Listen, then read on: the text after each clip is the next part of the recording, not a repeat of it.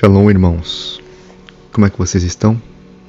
Eu espero que vocês estejam bem. Então, irmãos, hoje vamos falar sobre um tema importante e recorrente, que é sobre a liderança feminina nas igrejas. Então vamos lá, meus irmãos. O fato é que tentam a todo custo moldar a palavra do Senhor ao seu bel prazer, criando com isso heresias destruidoras. Uma delas é a ordenação de mulheres ao pastorado. Irmãos, isso é uma heresia. Não tem nenhum respaldo bíblico e posso provar tranquilamente. Honestamente, ninguém vai encontrar uma só linha na Bíblia defendendo isso.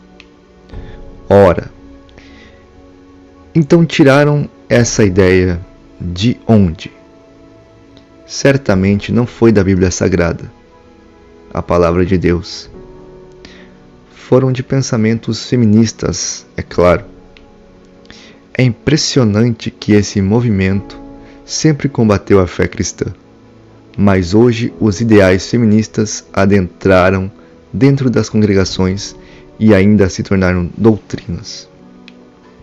O assunto em pauta não é para desmerecer o ministério das mulheres, como as feministas pensam, mas para fazê-las enxergar que essa ordenação de pastoras não é bíblico, é humana e completamente carnal.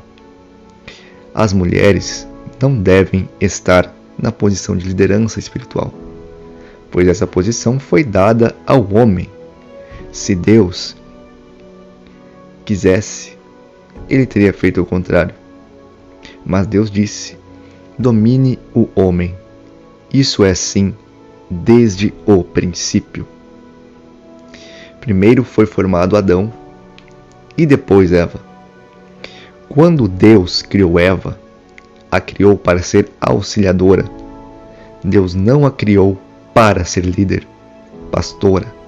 É uma posição de liderança e contrária à determinação divina. Isso que está acontecendo em nosso meio é uma afronta direta ao Senhor. Deus quer usar as mulheres, mas usá-las em seus propósitos. Não queira usurpar de algo que Deus não deu a você. Queira estar no centro da vontade de Deus.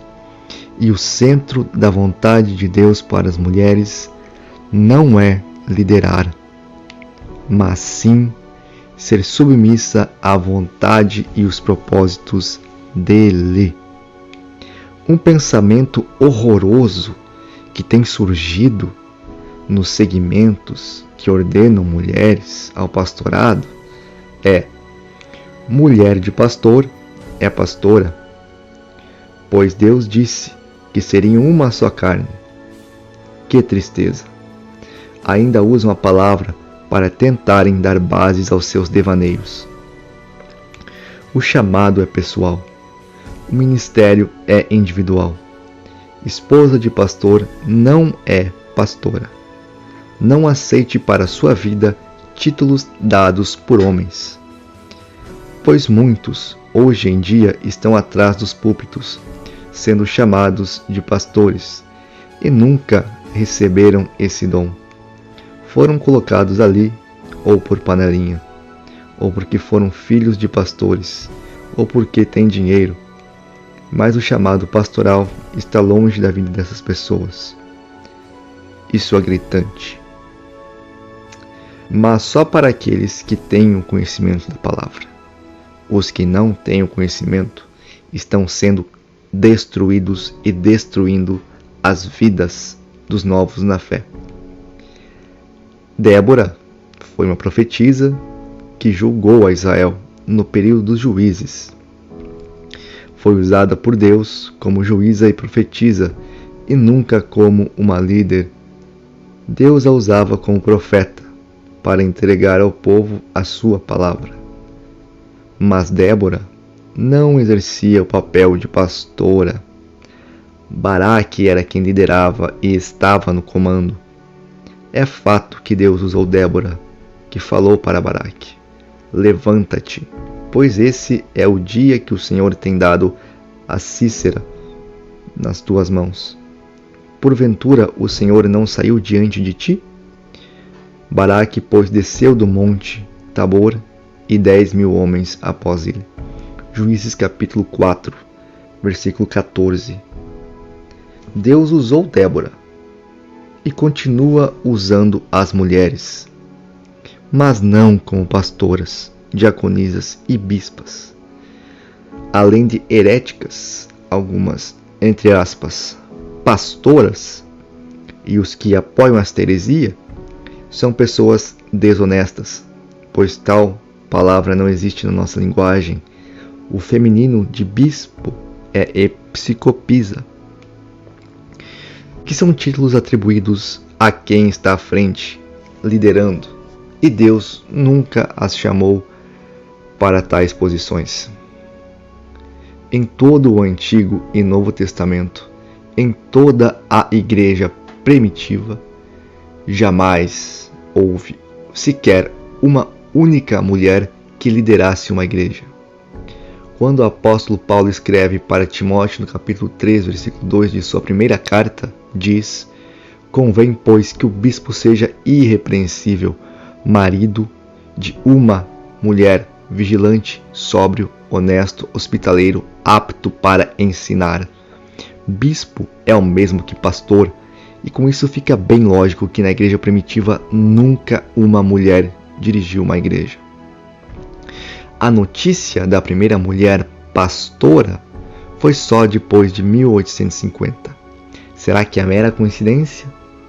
Porque bastou o surgimento da primeira onda feminista do século XIX que começaram a aparecer pastoras, entre aspas, é claro. Em Romanos 16:7,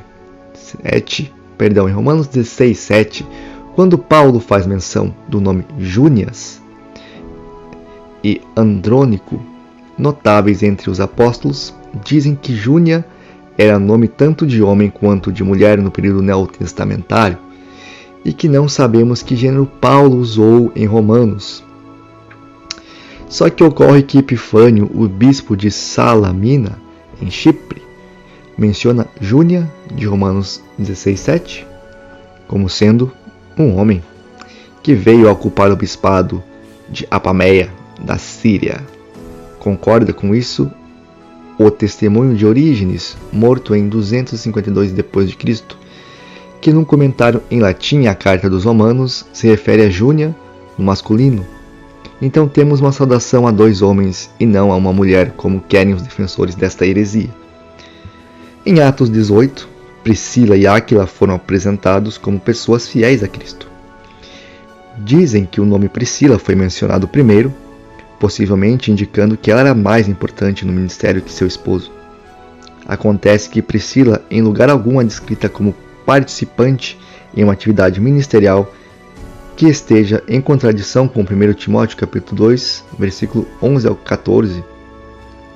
Priscila e Áquila trouxeram Apolo até sua casa e ambos o discipularam, explicando a ele a palavra do Senhor de modo mais detalhado. Atos 18:26. Em Gálatas capítulo 3, versículo 28, nisto não há judeu nem grego, não há servo nem livre, não há macho nem fêmea, porque todos vós sois um em Cristo Jesus. Usam essa passagem para dizer que agora em Cristo foi quebrada a sujeição da mulher ao homem, imposta por causa do pecado de Adão e Eva. Dizem que agora a mulher e o homem são iguais, inclusive para exercerem posições eclesiásticas. Esse versículo nada tem a ver com tal afirmação. Lendo todo o capítulo, pois não devemos tirar um texto do contexto para virar pretexto, isto causa dissensão, fica claro ao que Paulo está se referindo.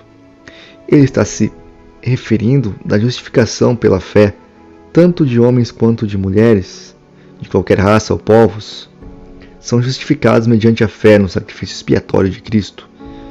Todos os que estão em Cristo, novas criaturas são, juntamente herdeiros da graça, da misericórdia, das bênçãos de Deus.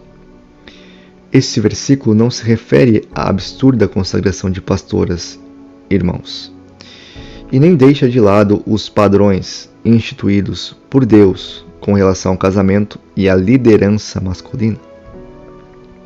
É comprovado cientificamente que a mulher é mais emotiva e mais frágil do que o homem. Ela precisa da presença masculina para se sentir mais segura e mais protegida. Isso é um fato. Não adianta somente ser sincera e ter boas intenções, meus irmãos. O que Deus quer é apenas obediência.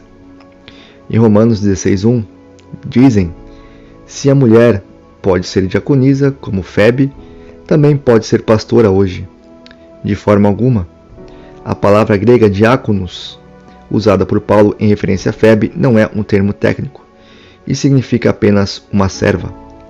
Paulo, ao aplicar este termo a Febe, não diz que ela era uma oficial ordenada na igreja, mas sim que era uma serva.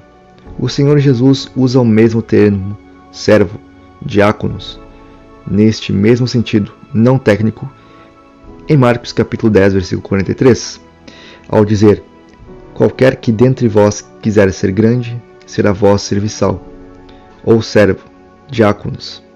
O Senhor Jesus não disse, nem quis dizer aqui: qualquer que entre vós quiser ser grande, será vosso diácono. Esse termo é um substantivo comum e não próprio, meus irmãos, referindo-se a um ofício da igreja. Febe era uma serva na igreja, da mesma maneira que tantas outras senhoras foram em suas igrejas durante os séculos. Isso não significa, meus irmãos, que tinha um cargo ofício ordenado na igreja. Febe era serva por causa de seus atos de caridade e hospitalidade. Pois em Romanos capítulo 16, versículo 1 ao 2, Paulo se refere a ela como hospedeira, literalmente uma ajudante. Porque tem hospedado a muitos, como também a mim mesmo. Febe ajudava muitos irmãos em necessidade e prestativa. Ela era prestativa para com quem precisasse dela. Ela servia a igreja a hospedar e socorrer os irmãos em Cristo. Não há nenhuma alusão ao Novo Testamento de mulheres servindo como diaconisa. Estimados irmãos, a Bíblia é clara como água cristalina, e desde Gênesis a Apocalipse, em parte alguma, Deus dá autoridade de domínio para a mulher. Agora, se alguém quer seguir doutrinas não bíblicas, que seja julgado por isso. Mulher de pastor não é e jamais será pastora. Isso é um absurdo. Muitos pastores querem agradar as suas esposas com isso, ou pretendem receberem da igreja 2 salários, ordenando-as a um cargo que não tem aprovação divina.